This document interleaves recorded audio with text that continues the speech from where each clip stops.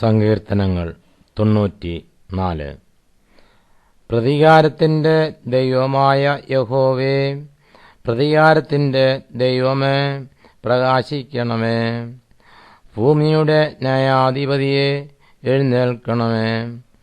ഡംബികൾക്ക് നീ പ്രതികാരം ചെയ്യണമേ.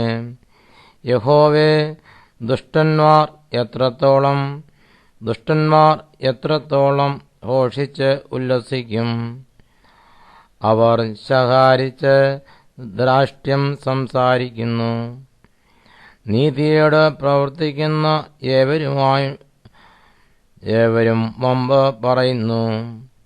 യഹോവേ, അവർ നിന്റെ ജനത്തെ തകർത്തു കളയുന്നു, നിന്റെ അവകാശത്തെ പീഡിപ്പിക്കുന്നു.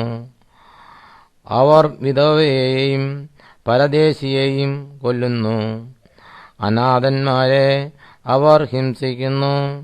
യഹോവ കാണുകയില്ല എന്നും യാക്കോബിന്റെ ദൈവം ഗ്രഹിക്കുകയില്ല എന്നും അവർ പറയുന്നു.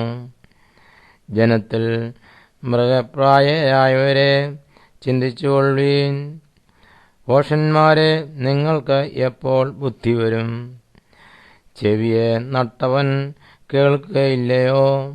കണ്ണിനെ നിർമ്മിച്ചവൻ കാണുകയില്ലയോ? ജാതികളെ ശിക്ഷിക്കുന്നവൻ ശാസിക്കയില്ലയോ? അവൻ മനുഷ്യർക്ക് ജ്ഞാനം ഉപദേശിച്ച് കൊടുക്കുന്നില്ലയോ? മനുഷ്യരുടെ വിചാരങ്ങളെ മായ എന്ന് യഹോവ അറിയുന്നു.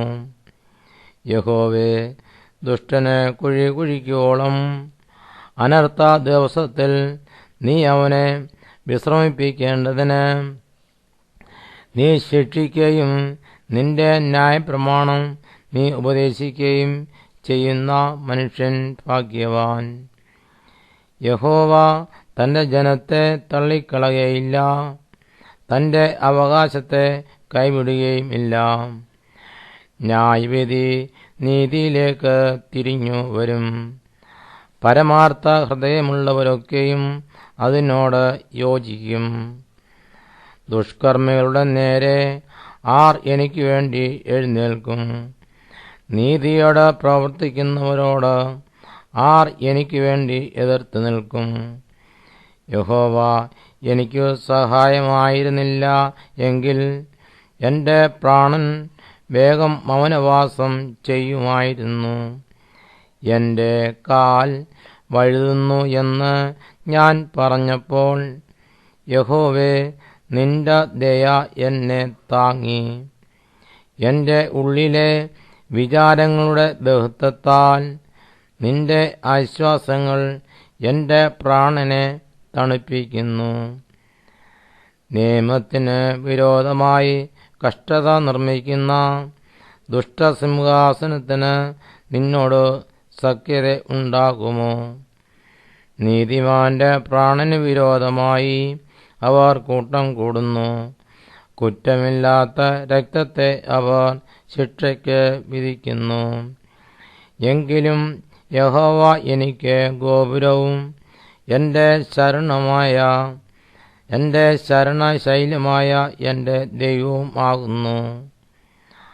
അവൻ അവരുടെ നീതികേട് അവരുടെ മേൽ തന്നെ വരുത്തും. അവരുടെ ദുഷ്ടതയിൽ തന്നെ അവരെ സംഹരിക്കും. നമ്മുടെ ദൈവമായ യഹോവ അവരെ സംഹരിച്ച് കളയും.